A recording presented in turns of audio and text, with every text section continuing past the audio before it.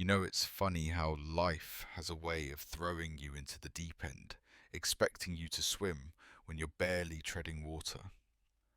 For Angela Freeman, that irony hits hard.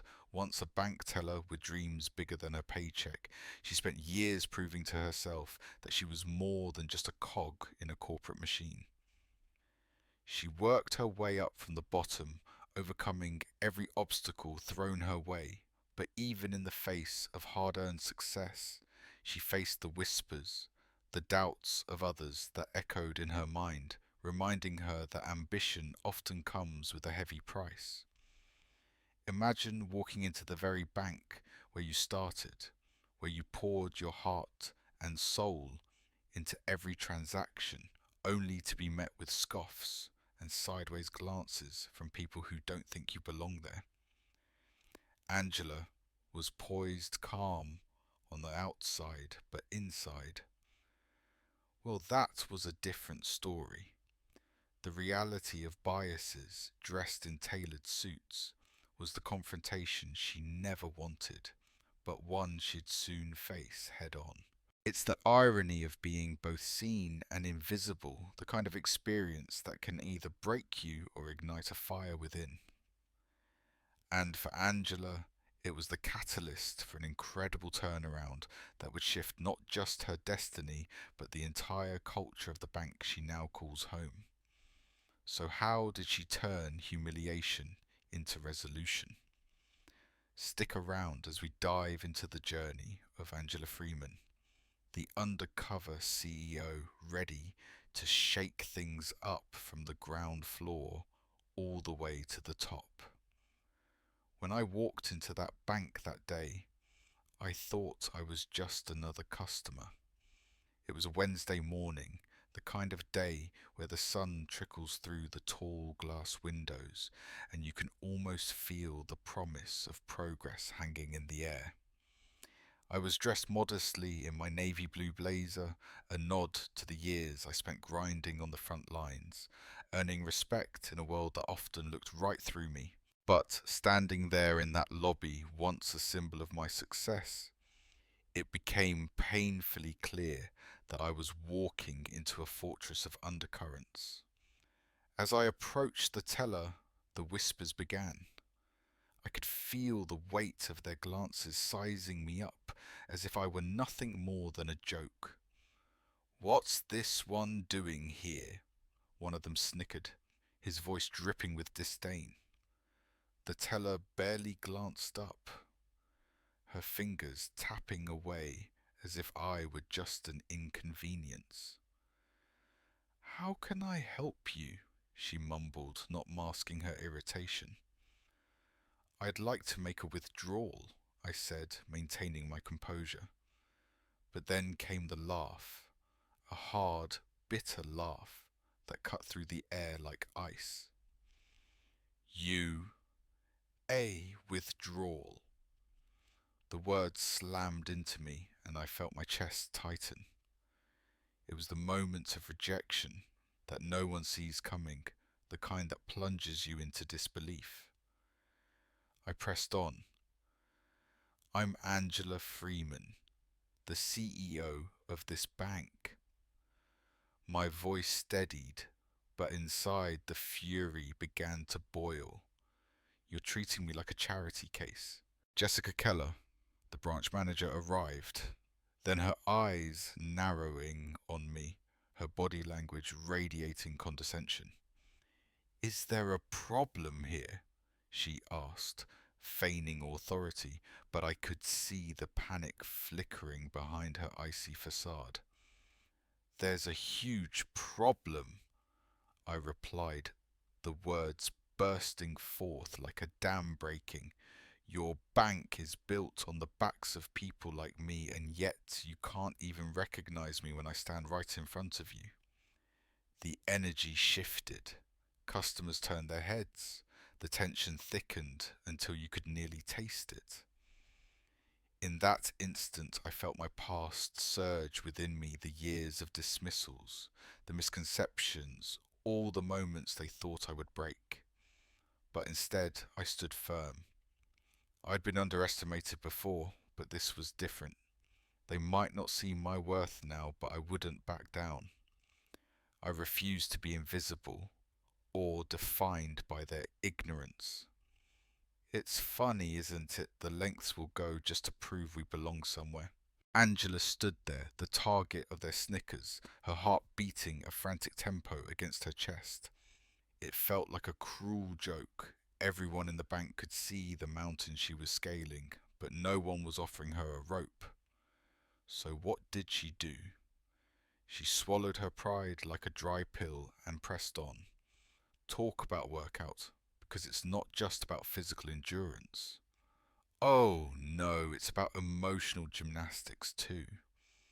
She tackled each exchange with a courage she didn't feel, smoothing out her tone like she was wearing a mask. "I'm the CEO," she wanted to scream, but instead she smiled, doing her best impression of a bank manager, polite and composed. An actor in the worst play ever. Of course, every tick of the second hand felt like she was on stage at a talent show, where the judges were deaf to her melody and blind to her talent. And let's be real, the side-eyeing from that Jessica woman, it could have cut through steel. The lady could probably sense the quiet storm brewing beneath Angela's calm facade. But let's face it, she was too wrapped in her own smugness to notice a hurricane forming right under her nose. But suddenly, hope flickered. Angela's fingers danced nervously over her phone, making that call to Diane. A lifeline. Please arrive with sirens blaring, she thought, half joking as she braced for the inevitable fallout. Nothing like a little panic to tighten the knot already forming in her stomach. And then it hit her, each moment of rejection, every whispered insult from the gallery of disdainful glances, it all added up. But here's the rub, they couldn't erase 2 decades of her work. Forget the scars, they just added texture to her story. So yes, as she faced that mountain of ignorance, she felt the weight of it all, but along with that despair, there was a glimmer of determination. She was here for a reason, laughing in the face of all those would-be oppressors who'd soon learn the punchline. In that suffocating moment, Angela felt the weight of the world pressing down. Staring into the condescending eyes of the staff, the mockery mixed with disbelief crushed her spirit. The laughter echoed around her and doubt crept in. What if this was the end? And then, as if summoned from the depths of her despair, a small spark flickered in her mind. She pulled out her phone, her hand trembling, but she steadied herself. Diane. The call was quick. No time for pleasantries. Just raw desperation and a plea for help. Get here. Now. The quiet rage inside her swelled. It was a tide turning. Every derisive glance burned like a brand, but under the fire steel began to forge in her heart. In that lobby, amid the disbelief of customers and the ignorance of her colleagues, a realization hit harder than any insult. She wasn't just fighting for herself. Suddenly, the atmosphere shifted. Whispers ignited around the room as Diane arrived, a force of nature cloaked in authority. The petrified looks of the employees shifted, and she noticed their panic. The truth raced through the air. Angela stood taller now, no longer just a teller or an undercover CEO. She was a reckoning. "Look around you," she commanded, voice clear and piercing. "This is not just a failure for you, it's a failure for us all. You've perpetuated an injustice that runs deep, but today we begin to set it right." As she spoke, something ignited in the hearts of those witnessing the scene. Strength was spreading like wildfire, and Angela fed it. No more whispers of doubt, just a powerful voice of truth rising, unstoppable.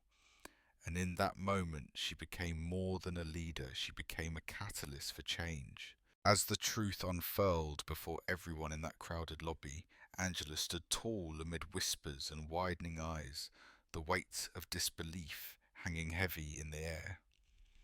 She caught the gaze of Jessica Keller, whose confidence faded like a fading photograph supplanted by the realization that her disdain had been directed at the very person whose perseverance had outlasted the trials of prejudice. This moment, the crescendo in a symphony of hardship, was tinged with a quiet power.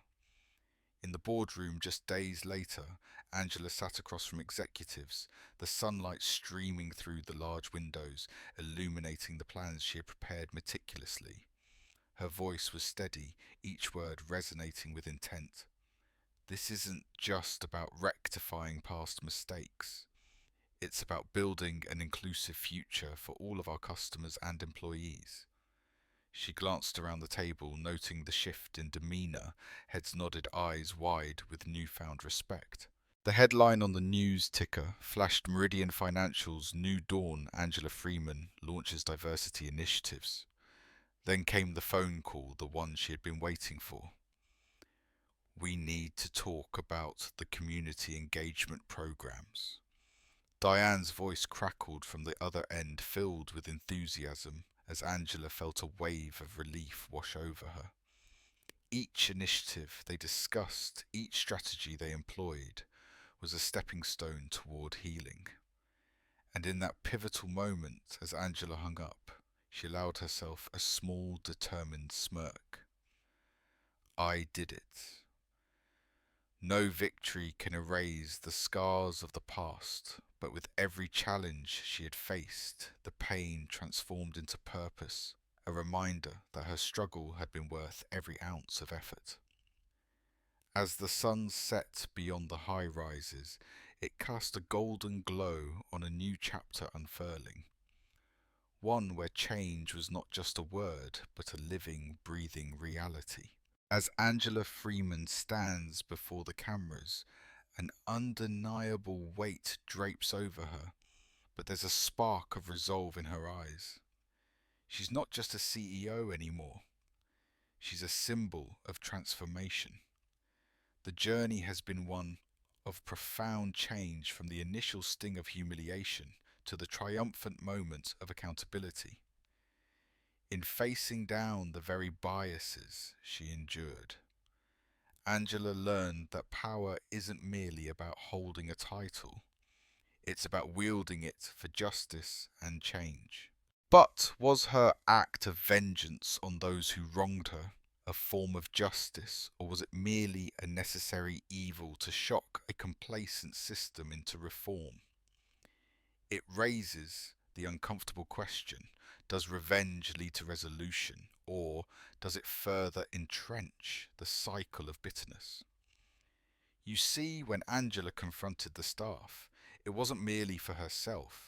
It was for all those who've suffered under systemic inequality, and yet there's an irony to it in exacting change through such public shaming. She forced an examination of ethics that many would prefer to avoid. We live in a world where trust can be easily broken and power can corrupt. When is it justified to retaliate against a system that failed you? Is revenge ever an acceptable path to seek justice? Perhaps the most crucial takeaway from Angela's journey is that true leadership demands us to rise above animosity and strive for a greater good. As we reflect on this, I invite you to share your thoughts. When facing adversity, is taking a stand the same as seeking revenge? Have you ever found yourself challenging an injustice? Let's talk about it in the comments. Your voice matters in this ongoing conversation. In a world hungry for change, will we choose to uplift each other, or will we become enforcers of a cycle we claim to despise? The choice is ours to make.